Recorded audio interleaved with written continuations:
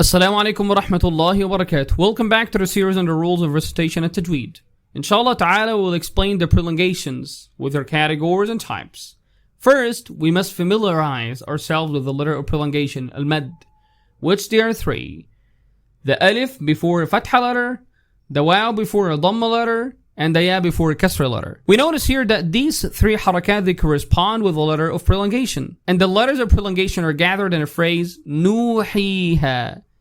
We have the waw that follows dhamma, and the ya that it follows kasra, and the alif that follows fatha. After identifying the letters of prolongation, we start with the first type, the natural prolongation, al-mad al-tabee'i. And this occurs when there is a letter of prolongation with no following hamza, sukoon, or shadda. And we prolong it for 2 counts, and it's divided into 2 categories. The kalimi mad and harfi mad, the word prolongation and the letter prolongation. So let's start with the first category, which occurs in the words of the Quran, such as وَرَأَيْتَ النَّاسَ يَدْخُلُونَ فِي دِينِ اللَّهِ أَفْوَاجًا. We notice here in the word النَّاسَ that the letter alif is present and there's a fatha before it, and we make it long for 2 counts. And in the word يَدْخُلُونَ, we could find the letter waw, which is it's silent, it doesn't have any vowel, before a letter with dhamma. And we see the word fi, which we could see the ya, and before a letter with kasra, and we prolong all of that for 2 counts, and as well the word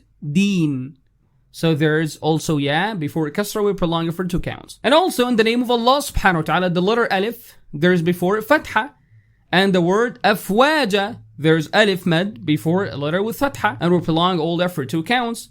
Some people read وَرَأَيْتَ النَّاسَ يَدْخُلُونَ فِي دِينِ اللَّهِ أَفْوَاجًا, neglecting the rise of the letters of mad. And this is not correct. The correct recitation is وَرَأَيْتَ النَّاسَ يَدْخُلُونَ فِي دِينِ اللَّهِ أَفْوَاجًا. Included in this type of prolongation, that is what's known مَدُّ الْعِوَض. And this occurs when we stop at a word that ends with tanween with fatha, which compensate it with an alif mad. Like in the verse وَالْعَادِيَاتِ ضَبَحًا. We notice that here the word would end with tanween with fatha, and we stop that we compensate the tanween with an alif mad for 2 counts. Then we say ضَبَحًا and instead of ضَبَحًا.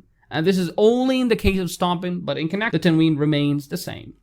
Well, next we move to the letter prolongation, al-mad al-harfi, which occurs in the letters that open the chapter with the Quran. These letters are grouped in hay, tuhr. When any of these 5 letters appears at the beginning of a chapter, we prolong it naturally for 2 counts. They are read as follows: ha, ya, ta, ha, ra. These consist of 2 letters and do not end with any hamza, as an alif, lam, mim, and taha, and hamim. These letters are devoid of movements. They have no harakat and have no indication for prolongation. And by the end, we've completed the ruling of natural, the mad tabee'i. Now, what are you waiting for?